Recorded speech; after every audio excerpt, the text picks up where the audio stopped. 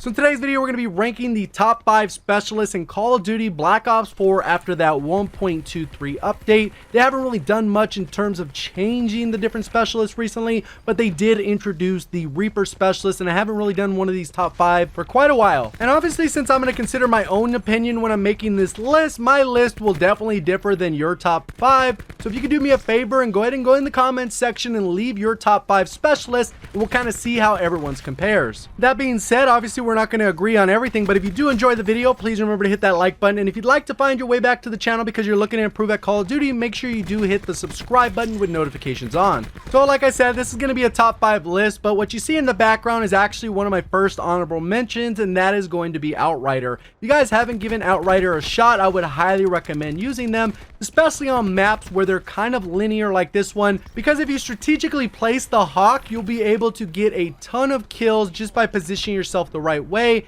and you can actually put that in tandem with its specialist weapon, so you'll be able to get a ton of feeds once you've activated, because you're going to know where enemies are. Obviously, there is a drawback of using Outrider. If you're trying to position your Hawk, you leave yourself very vulnerable, so you got to make sure you're positioned in the right place. Look at where your teammates are so that you're not dying where you're actually positioning this Hawk. That's where you're going to be very vulnerable, but once you put it up, a lot of times people don't pay attention to it, and you're going to be able to get a ton of easy kills. Especially if you're trying to go for some sniper clips, you're going to want to go ahead and use this one because you're going to see people line up. You're going to be able to quick scope onto that specific area or pre-aim as they come out, and that should lead to a lot of easy kills. The other reason I think the Outrider specialist is really good is because the ease of use. When you're actually using your specialist weapon, direct impacts are guaranteed kills, and even if the enemy is running flak jacket, you could just spam the trigger and you will be able to still get those kills. So jumping into the top 5, the number 5 ranked specialist on this list is going to be Firebreak, and I typically like to use them on Nuketown as well as Summit.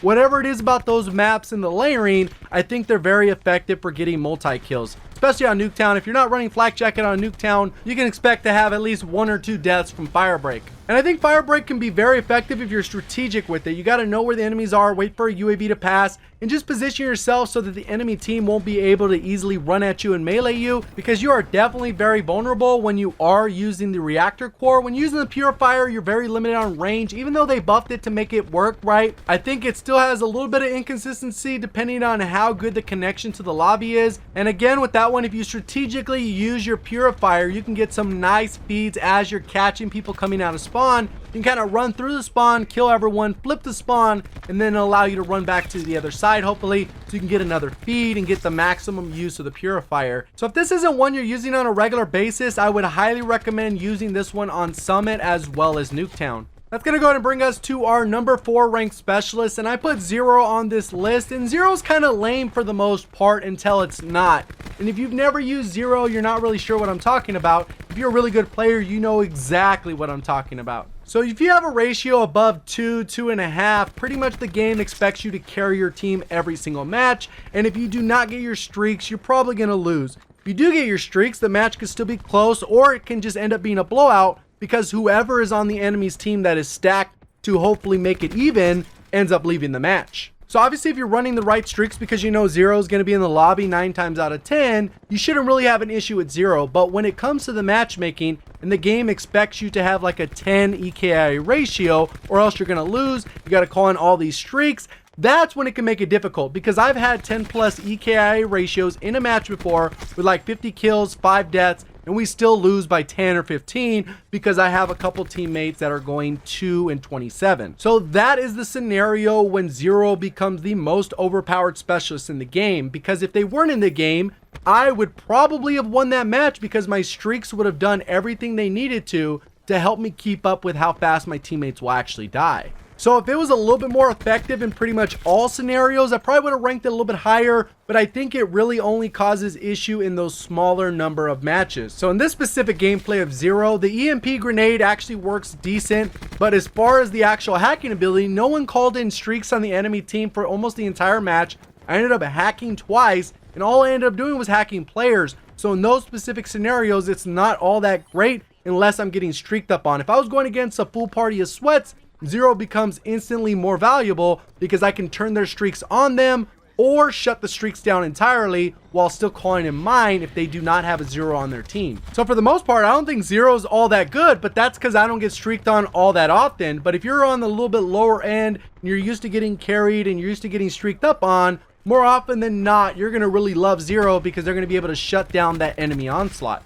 Just a heads up, currently on G Fuel's website, if you use code JGOD, you will get 30% off, which is a pretty significant discount. If you've never heard of G Fuel, it's pretty much a low-calorie substitute for energy drinks, as well as a low-calorie substitute for Gatorade. They have 2 different options. If you want to go with the regular one, which is kind of like what you get at energy drink, 25 calories, 5 grams of sugar with the same amount of caffeine as most of those energy drinks, you can go with the standard G Fuel. If you're looking to replace your Gatorade or Powerade, you can actually go with the electrolyte versions. With the electrolyte versions, they're pretty much going to cost the same, about $1 a serving a day. So 30% off JGOD code runs all the way until the 27th. So if you're looking to restock up or try something out, you can definitely go ahead and try the variety pack, which will allow you to try different flavors before you actually make that bigger purchase. Get back to the video. So my third rank specialist is actually going to be battery. And I think battery is one of those where timing is very key. And you have to make sure that you're using your ammo effectively. Because when you pull out that war machine, you don't get a ton of ammo. Even though it is a lot, it's not like a surplus like a lot of the other specialists where you could just spam it wildly, because you will waste it if you're not using it correctly. And even though people primarily use the cluster nade as an offensive weapon, it can also be used as a defensive weapon. If you see a lot of people coming towards you, you can actually throw it and then get out of there. And more often than not, the enemy players, even if they have flak jacket on, aren't going to run through that grenade. Even with all that, I ranked the battery a little bit higher up on this list because it's so great at objective game modes. You know someone's capturing an objective, whether it's the hard point or domination or control or whatever the case is, you can spam the war machine in that specific area and you're almost guaranteed to get kills, even if the people have flak jacket on, especially if you're just spamming it, and it'll clear out the objective and it'll stop people from running in towards you. So for me, it kind of hits that balance of being top tiered without actually being overpowered. So I'd love to know your guys' thoughts in the comment section on this one. Do you think I ranked it too high, or do you think the ranking was appropriate for battery? The only reason I'm asking about this specific one is because I think in certain people's opinions, it could easily elevate to the #1 specialist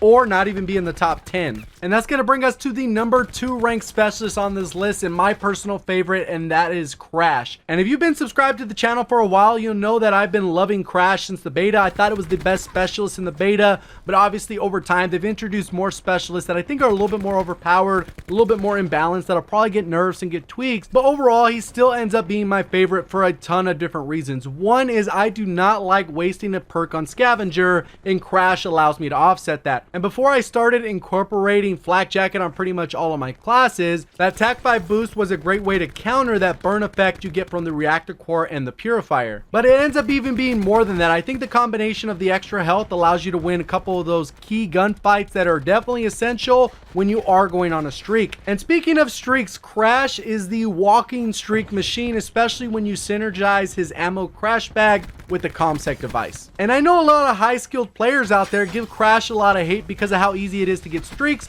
but when you're responsible for carrying your team, and if you do not carry them, you lose, you will find a lot of value in Crash, which is kind of the position I've taken. I got to use Crash almost every match, otherwise I'm not going to have the streaks quick enough to keep up with how fast my teammates will actually die. So on top of that, a couple little bit of higher IQ plays is when you're getting close to that streak, you can actually strategically place that ammo in the spawn so that as your teammates run out, you're going to get that 25 score from them grabbing the ammo. And on top of that, the attack 5 boost is one of the only specialist abilities that can almost guarantee your streaks. You're only like 50, 80, 100 off your streak. You can call that in, and the score you get from helping out your teammates will actually boost you up enough to get that next score streak. So definitely my favorite, but not the #1 specialist in the game. In my opinion, the #1 specialist is the Reaper specialist. And it takes the #1 spot because of how effective its equipment is, as well as its special weapon. There have been people that have actually got a nuclear without firing their weapon once. All they did is use the equipment charge, gain some score, called in a UAV, and that allowed them to get their specialist weapon, which they used to get 15, 16, 17 kills in a single use.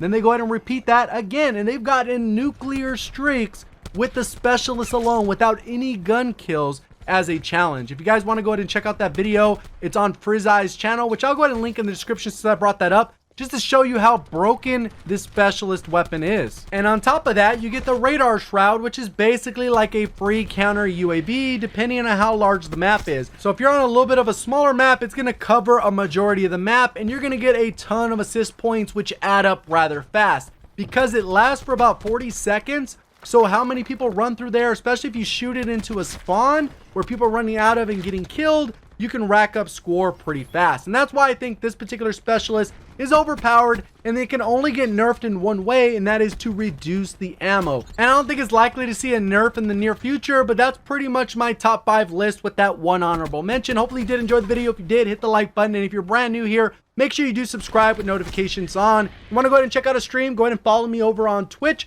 which will also be linked down in the description below. Appreciate all the support on the channel. We are on the road to 100,000. Thank you for watching. As always, have a great day.